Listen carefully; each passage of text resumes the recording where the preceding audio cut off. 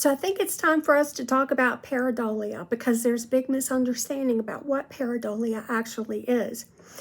What pareidolia is that when you look at an image, if it looks like it has two eyes and a mouth, then it looks like a face to you. But there's a lot of misconceptions about pareidolia. That the Sasquatch, the Sabe, Bigfoot, that they have these really cool abilities. Like they have the ability to manipulate their level of energy, which is really cool. And some also wonder, what kind of skills did we have that perhaps we've lost? And I'm telling you right now, pareidolia is one of them. And it actually is a good thing. So let me read this to you. According to Wikipedia, this robust and subtle capability is hypothesized to be the result of natural selection, favoring people most able to quickly identify the mental state, for example, of threatening people, thus providing the individual an opportunity to flee or attack preemptively. This ability, though highly specialized for the processing and recognition of human emotions, also functions to determine the demeanor of wildlife. So you got that about the natural selection process. So this is a condition that actually was beneficial to our ancestors. It's part of what kept them safe. That's why that condition was there. And it is a frontal lobe, prefrontal cortex process. Now, in what circumstances can you think this ability would come in handy? For me personally, if I'm in a business or some other public area and I look at somebody who all of a sudden their eyes are bulging and popping and they're red-faced, if I can get out, thank you, I'm gone. Because, that's somebody who has the potential, in my mind, to go snap fluey. But when you have pareidolia, in this day and age, I hope I can convince you that it really is a good thing to have, because you can quickly assess where a face appears. And nowadays, if you think about it, think about the stuff that we are photographing.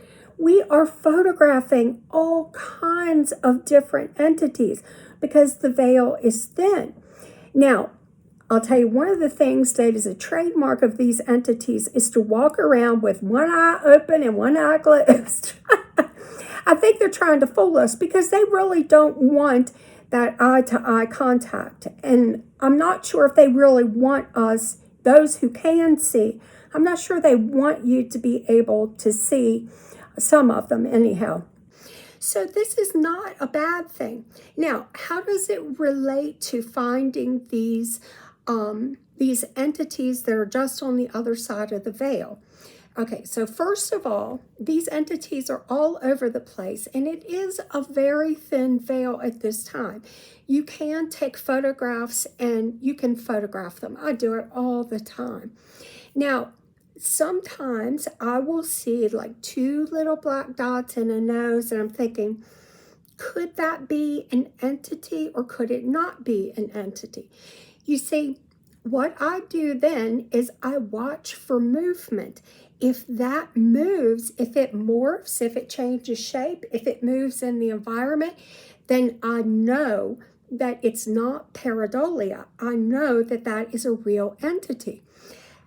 The good thing with pareidolia is that you're kind of training that part of your brain to quickly recognize what could be a face, what could be an entity, it could be a being. Now imagine that you're outside walking late at night and you glance over to the tree line and you see something that looks like somebody, like maybe a face in a glance. Well, most likely you're not going to stop and go walk into that tree line and figure out what it is, because it's probably not a great idea. However, your mind caught something that concerned you in your gut. And we have to listen to our gut. And that's a good thing, because you know what? It could have just been a tree branch that was over there. It could have been a sabe that was over there looking at you through the trees. I mean, you just don't know. But if you don't have pareidolia, you might not have recognized that as a face. So it might not have put you on high alert, because, people hide in shadows also. It's not just these entities. People who are wanting to do others harm sometimes will hide in the shadows, and that's what they count on. They count on you not being able to pick up or recognize that they are a threat, because they don't want you to do that. So there are conditions that have these hallucinations that are long-term, like, for instance, schizophrenia. Also, Lewy body dementia can cause that kind of thing.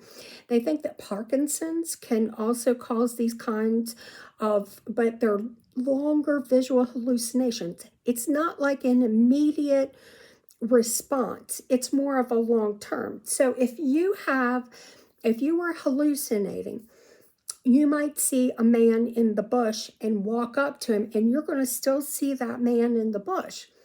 Whereas if it's pareidolia, you walk by and you see the man in the bush, when you walk up, or even when you stop and you look closer, then you're able to tell that it's not a man in the bush. It's actually just a tree limb that's in an odd angle.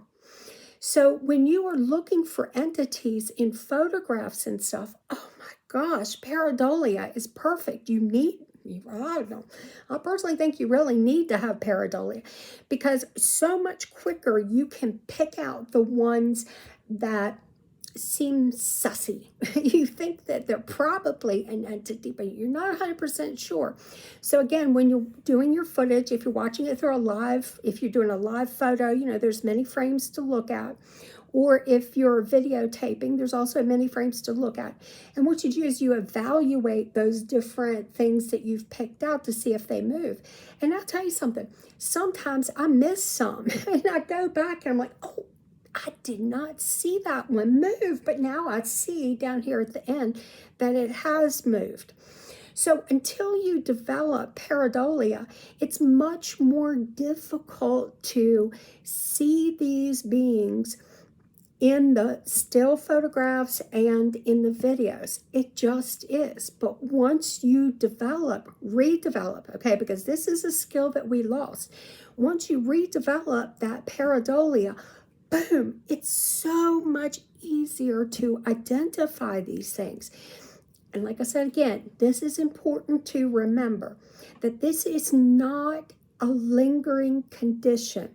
It's a transient condition. So when you look at something one time and you think it looks like a person, but if you really take the time to stare at it, you can then evaluate whether it is really a person, or if instead it's just the tree branch or just something else. And here's another thing that happens, and I think this might be also tied into pareidolia somewhat. When you are looking at these different entities, they are diverse as we are diverse. I have a very good memory for faces, names, but faces I have a great memory for. And I don't see a lot of the same ones. I do see a few, but not a lot of the same ones every time. So as you're seeing these beings, let's say that you're seeing a side partial view on this particular footage, but then you get footage later that gives you this side view of that same type of being. Maybe not necessarily the exact same one in that group, but at least in that typing. Let's use the really, really white guys, beautiful, just like white skin, and they have like jet black hair. Sometimes they wear a little cap.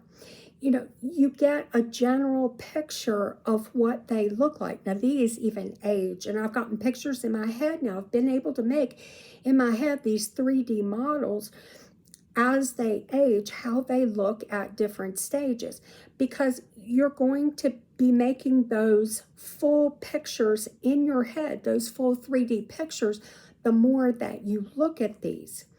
And so I hope I have been able to convince you that pareidolia is a skill.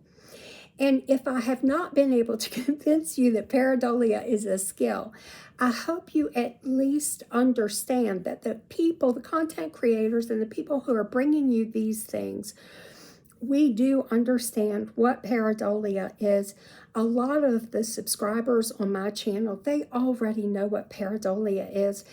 And once in a while, when I see that comment on somebody else's channel, I try to, as kindly as I can, explain to them, but they're usually just trolls. They're like middle schoolers sitting in their basement with a new word. Oh, look, I found a new word. But the thing is that it really is a beneficial thing. So, and those who know, those who know that it's just absolutely silly when people say those things. I almost feel kind of bad for the ones who maybe aren't being trolls, but they just don't really see anything and they don't understand the process. So I hope that helps clear something up for somebody out there. I love you guys, and I will see you soon. Bye.